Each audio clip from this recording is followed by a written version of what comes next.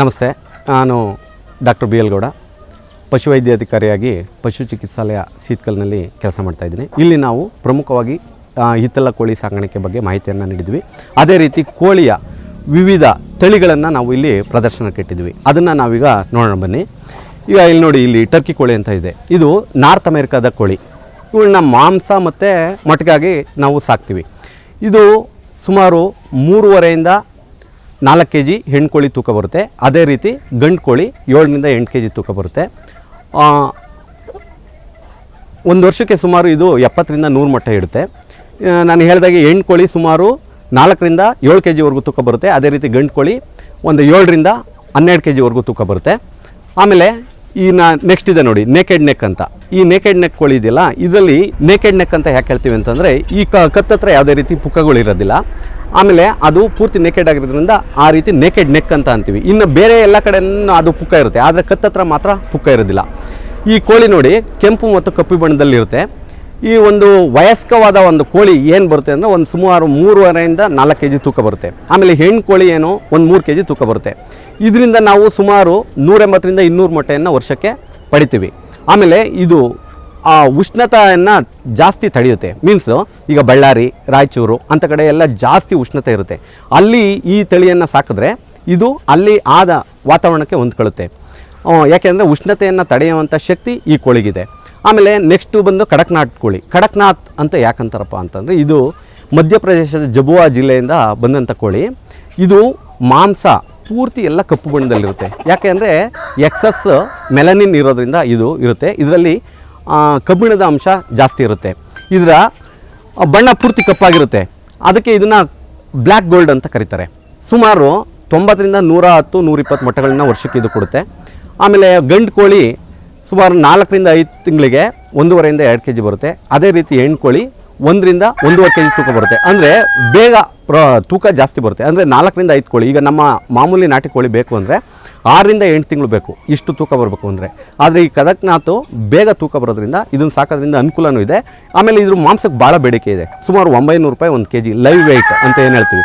ಈಗ ಒಂದು ಕೋಳಿ 1.5 kg ಅಥವಾ 1.25 kg ಇತ್ತು ಅಂದರೆ ನಾವು ಅದನ್ನು ಎಲ್ಲ ಕ್ಲೀನ್ ಮಾಡಿಸಿ ನಮಗೆ ಮಾಂಸ ಬರೋದು ಏನಪ್ಪ 400 ಗ್ರಾಮ್ ಹೊರಟೋಗುತ್ತೆ. ಇನ್ನಿದ್ದಿದ್ದು ಉಳ್ಕೊಳ್ಳುತ್ತೆ. ಅಂದರೆ 1.5 kg ಇತ್ತು ಅಂದರೆ 1 kg 100 ಗ್ರಾಮ್ ಅಷ್ಟೇ ಆದರೂ ಮಾಂಸ ಸಿಗೋದು. ಅಂದರೆ ಲೈವ್ ವೆಯ್ಟ್ 900 ರೂಪಾಯಿ ಕೊಟ್ಟಿರ್ತೀವಿ. ಅಂದರೆ ಮಾಂಸದ ರೇಟನ್ನು ನೋಡಿದಾಗ ನಾವು 1100ರಿಂದ 1200 ರೂಪಾಯಿ 1 kgಗೆ ಕೊಡ್ತೀವಿ. ಅದೇ ರೀತಿ ಅಸಿಲ್ ಕೋಳಿ ಅಂತ ಈಗ ಭಾರತದಲ್ಲಿ ಏನಿದೆ, ಫೈಟಿಂಗ್ ಕೋಳಿ ಅಂತೀವಿ. ಈಗ ನಮಗೆಲ್ಲ ಗೊತ್ತು, ಕೋಳಿಯನ್ನು ನಾವು ಫೈಟಿಂಗ್ ಮಾಡೋದಕ್ಕೆ ಬಿಟ್ಟು ಜೂಜಾಡ್ತಾರೆ, ಕೋಳಿ ಜೂಜಾಡ್ತಾರೆ. ಅದಕ್ಕೆ ಬಿಡೋದು ಇದೇ ಕೋಳಿ, ಅಸಿಲ್ ಕೋಳಿಯನ್ನು. ಈ ಕೋಳಿ ಭಾಳ ಅಂದರೆ ಅದು ಸ್ಟರ್ಡಿ ಆಗಿರುತ್ತೆ. ಆಮೇಲೆ ಅದ್ರದ್ದು ಕತ್ತು ಉದ್ದ ಆಗಿರುತ್ತೆ. ಆಮೇಲೆ ಒಂಥರ ನೇರವಾದ ದೇಹ, ಅದಕ್ಕೆ ದೃಢವಾದ ದೇಹ ಇರುತ್ತೆ, ನೇರವಾದ ನಿಲುವು ಇರುತ್ತೆ. ಆಮೇಲೆ ಬಿಳಿ ಮತ್ತು ಕಪ್ಪು ಮತ್ತು ಕೆಂಪು ಬಣ್ಣದಲ್ಲಿರ್ತವೆ. ಭಾಳ ಧೈರ್ಯಶಾಲಿ. ಆಮೇಲೆ ಈ ಕೋಳಿಯನ್ನು ಫೈಟಿಂಗಿಗೆ ಬಿಟ್ಟಾಗ ಈ ಕಾಲಿಗೆ ಕತ್ತಿಯನ್ನು ಕಟ್ಬಿಟ್ಟಿರ್ತಾರೆ. ಅದು ಕೆಲವು ಸತಿ ಏನಾಗುತ್ತೆ ಅಂತಂದರೆ ಆ ಒಡೆಯೋಂಥ ರಭಸಕ್ಕೆ ಕೋಳಿ ಹೊಟ್ಟೆ ಓಪನ್ ಆಗಿಬಿಡುತ್ತೆ. ಮತ್ತು ಕೆಲವು ಸತಿ ಏನಾಗುತ್ತೆ, ನಾನು ನೋಡಿದ್ದೀನಿ ಒಂದು ಸರಿ ಯಾವುದೋ ಒಂದು ಜಾತಿನಲ್ಲಿ ಕೋಳಿ ಫೈಟಿಂಗ್ ನೋಡಿದ್ದೆ. ಓಪನ್ ಆಗಿ ಕರುಳೆಲ್ಲ ಹೊರಗೆ ಬಂದುಬಿಟ್ಟಿತ್ತು. ಆದರೆ ಮತ್ತೆ ಅವನು ಆ ಓನರು ಆ ಕೋಳಿ ಹಿಡ್ಕೊಂಡ್ಬಿಟ್ಟು ಅದಕ್ಕೆ ಒಂದು ಪಿನ್ ಹಾಕ್ಬಿಟ್ಟು, ಅಂದರೆ ಹೊಟ್ಟೆ ಇರುತ್ತಲ್ಲ ಓಪನ್ ಆಗಿತ್ತಲ್ಲ, ಅದಕ್ಕೊಂದು ಪಿನ್ ಹಾಕಿ ಮತ್ತೆ ಬಿಟ್ಟರೆ ಆ ಕೋಳಿ ಮತ್ತೆ ಗೆದ್ದುಬಿಡ್ತು ಆ ಫೈಟಲ್ಲಿ. ಭಾಳ ಆಶ್ಚರ್ಯ ಆಯಿತು. ಅಷ್ಟು ರೋಷ ಇರುತ್ತೆ. ಆಮೇಲೆ ಅದು ಬೇಗ ಸೋಲೊಪ್ಕೊಳ್ಳೋದಿಲ್ಲ. ಇದು ಅಸಿಲ್ ಕೋಳಿ. ಆಮೇಲೆ ನೆಕ್ಸ್ಟ್ ಬಂದು ನಮ್ಮ ಕಾವೇರಿ ಕೋಳಿ. ನಾಟಿ ಕೋಳಿಗೆ ಏನು ಈಗ ನಾವು ನಾಟಿ ಕೋಳಿ ಅಂತ ಉಪಯೋಗಿಸ್ತಾ ಇದ್ದಾವಲ್ಲ, ಇದು ಕಾವೇರಿ ಕೋಳಿ. ಈಗ ನಮ್ಮ ಹೆಸರುಗಡದಲ್ಲಿ ಇದ್ರದ್ದು ಕೋಳಿ ಮರಿಗಳು ಸಿಗುತ್ತೆ. ಸುಮಾರು 20ರಿಂದ 25 ರೂಪಾಯಿ ಆಗುತ್ತೆ ಒಂದು ಕೋಳಿ ಮರಿಗೆ ಕೊಡ್ತಾರೆ. ಅದು ಈಗ 150ರಿಂದ 180 ಮೊಟ್ಟೆ ಬರುತ್ತೆ ಒಂದು ವರ್ಷಕ್ಕೆ.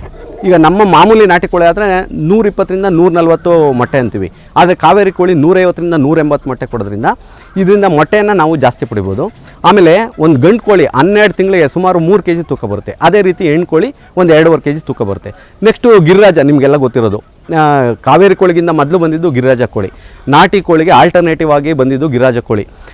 ಇವನ್ನ ಸಾಕೋದಕ್ಕೆ ಭಾಳ ಜನ ಹಿಂಜರಿತಾರೆ. ಯಾಕಪ್ಪ ಅಂತಂದರೆ ಇವು ಬೇಗ ಓಡೋಗಲ್ಲ, ತಪ್ಪಿಸ್ಕೊಳ್ಳಲ್ಲ. ಈಗ ನಾಯಿಗಳು ಬಂದು ಅಟ್ಯಾಕ್ ಮಾಡೋದು ಅಂದರೆ ಓಡೋದಕ್ಕಾಗಲ್ಲ. ಆದರೆ ನಮ್ಮ ನಾಟಿ ಕೋಳಿ ಭಾಳ ಫಾಸ್ಟಾಗಿ ಓಡ್ತವೆ, ಸಿಗೋದಿಲ್ಲ, ಹಾರೋಗ್ಬಿಡ್ತವೆ. ಇವು ಹಾರೋದು ಕಡಿಮೆ, ಯಾಕೆಂದರೆ ತೂಕ ಜಾಸ್ತಿ ಇರುತ್ತೆ. ಇವು ಸುಮಾರು ಗಂಡು ಕೋಳಿ 3.5ರಿಂದ 4.25 kg ಇರುತ್ತೆ. ಅದೇ ರೀತಿ ಹೆಣ್ಣು ಕೋಳಿ ಒಂದು 2.5 3 kg ತೂಕ ಬರುತ್ತೆ. ಇದೂ 140ರಿಂದ 150 ಮೊಟ್ಟೆ ಕೊಡುತ್ತೆ. ಮೊಟ್ಟೆ ಸ್ವಲ್ಪ ದಪ್ಪ ಇರುತ್ತೆ ನಮ್ಮ ನಾಟಿ ಕೋಳಿ ಕಂಪೇರ್ ಮಾಡಿದ್ರೆ. ಈಗ ನಮ್ಮ ಫಾರಮ್ ಕೋಳಿನಲ್ಲಿ ಎಷ್ಟು ಮೊಟ್ಟೆ ಬರುತ್ತೋ ಆಲ್ಮೋಸ್ಟ್ ಅದೇ ಸೈಜು ಗಿರಿರಾಜ ಕೋಳಿದಿರುತ್ತೆ. ಆದರೆ ನಮ್ಮ ನಾಟಿ ಮೊಟ್ಟೆ ಬಂದುಬಿಟ್ಟು ಕಡಿಮೆ ಇರುತ್ತೆ, ಅದು ಸುಮಾರು ಒಂದು 35ರಿಂದ 40 ಗ್ರಾಮ್ ಇರುತ್ತೆ. ಆದರೆ ಗಿರಿರಾಜ ಕೋಳಿ ಮೊಟ್ಟೆ ಅಪ್ ಟು 60 ಗ್ರಾಮ್ವರೆಗೂ ತೂಕ ಬರುತ್ತೆ. ಅದೇ ರೀತಿ ನಮ್ಮ ಫಾರಮ್ ಕೋಳಿನೂ 60 ಗ್ರಾಮು ಮೊಟ್ಟೆ ಬರುತ್ತೆ, ನಾವೇನು ಹೊರಗಡೆ ತಾಂತೀವಲ್ಲ 6 ರೂಪಾಯಿ 7 ರೂಪಾಯಿ ಕೊಟ್ಟು. ಆದರೆ ಈ ಗಿರಿರಾಜ ಕೋಳಿ ಮೊಟ್ಟೆ ಬಂದು ಸುಮಾರು 12ರಿಂದ 15 ರೂಪಾಯಿಗೆ ಮಾರಾಟ ಆಗುತ್ತೆ. ನಿಮಗೆ ಪ್ಯೂರ್ ನಾಟಿ ಮೊಟ್ಟೆ ಬೇಕು ಅಂದರೆ ಇವತ್ತು 15ರಿಂದ 17 ರೂಪಾಯಿ ಆಗುತ್ತೆ ಒಂದು ಮೊಟ್ಟೆಗೆ. ಅದು ಎಲ್ಲ ಕಡೆಯೂ ಸಿಗೋದಿಲ್ಲ, ಅದು ಕೆಲವ್ರು ಮಾತ್ರ ಬೆಳೀತಾರೆ, ಕೆಲವ್ರು ಮಾತ್ರ ಕೋಳಿ ಸಾಕ್ತಾರೆ, ಅವ್ರು ಬೆಳೀತಾರೆ. ಅವ್ರ ಹತ್ರ ಹೋಗಿ ನಾವು ಮೊಟ್ಟೆಯನ್ನು ತಗೊಂಬರ್ಬೇಕಾಗುತ್ತೆ. ಹೊರಗಡೆ ಸಿಗೋವಂಥ ಮೊಟ್ಟೆ ಕೆಲವು ಸರಿ ಫ್ರಾಡ್ ಆಗಿರ್ಬೋದು. ಯಾಕೆಂದರೆ ಈ ಫಾರಮ್ ಕೋಳಿಗಳಲ್ಲಿ ಏನು ಮೊಟ್ಟೆ ಬರುತ್ತಲ್ಲ, ಫಸ್ಟ್ ಬರುತ್ತಲ್ಲ, ಅದನ್ನು ಮೊಟ್ಟೆ ಇಡೋಕ್ಕೆ ಶುರುವಾದಾಗ ಸೈಜು ಸಣ್ಣ ಇರುತ್ತೆ. ಅದನ್ನೇನು ಮಾಡ್ತಾರೆ, ಈ ಕಾಫಿ ಡಿಕಾಕ್ಷನಲ್ಲಿ ಅದ್ಬಿಟ್ಟು ಮೇಲ್ಗಡೆ ಅದೇ ರೀತಿ ಕಲರ್ ಬರೋ ಥರ ಮಾಡಿ ಇಟ್ಟಿರ್ತಾರೆ. ಅಂದರೆ ಎಲ್ಲ ಕಡೆಯೂ ಆಗುತ್ತೆ ಅಂತ ಹೇಳಲ್ಲ, ಕೆಲವು ಕಡೆ ಮಾತ್ರ ಆಗುತ್ತೆ. ಅದನ್ನು ಆದರೆ ಗ್ರಾಹಕರು ಇರ್ಬೋದು ನಾಟಿ ಮೊಟ್ಟೆ ಕೊಟ್ಟು ಅಂತಂದು ದುಡ್ಡನ್ನು ಜಾಸ್ತಿ ಕೊಟ್ಟು ತಗೊಂಡು ಈ ಮೊಟ್ಟೆನ ತಿನ್ಬೋದು. ಆದ್ದರಿಂದ ನಿಮಗೆ ನಾಟಿ ಮೊಟ್ಟೆ ಬೇಕು ಅಂತಂದರೆ ಹಳ್ಳಿಗಳಿಗೆ ಡೈರೆಕ್ಟ್ ಹೋಗ್ಬಿಟ್ಟು ಹಳ್ಳಿಗಳಲ್ಲಿ ರೈತರ ಹತ್ರ ನೀವು ಕೊಂಡ್ಕೊಂಡ್ರೆ ನಾಟಿ ಮೊಟ್ಟೆ ಗ್ಯಾರಂಟಿ ಸಿಗುತ್ತೆ.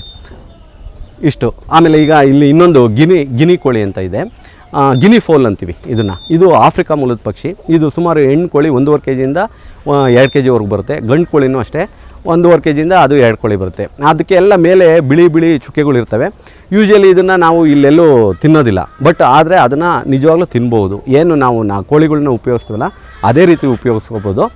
ಆಮೇಲೆ ಇದೇನು ಅಂತಂದರೆ ಎಲ್ಲ ಓಡಾಡ್ತಾ ಕೀಟಗಳನ್ನ, ಬೀಜಗಳನ್ನ, ಆಮೇಲೆ ಎಲ್ಲೆಲ್ಲಿ ವೇಸ್ಟ್ ಇರುತ್ತಲ್ಲ ಅದನ್ನೆಲ್ಲ ತಿಂದು ಅದು ಜೀರ್ಣ ಮಾಡ್ಕೊಂಡು ಪೌಷ್ಟಿಕವಾದ ಮಾಂಸವನ್ನಾಗಿ ಮತ್ತು ಮೊಟ್ಟೆಯನ್ನಾಗಿ ಕನ್ವರ್ಟ್ ಮಾಡುತ್ತೆ. ಮೊಟ್ಟೆಯನ್ನು ನಾವು ಉಪಯೋಗಿಸ್ಕೋಬೋದು ಮತ್ತು ಮಾಂಸವನ್ನು ಉಪಯೋಗಿಸ್ಕೋಬೋದು.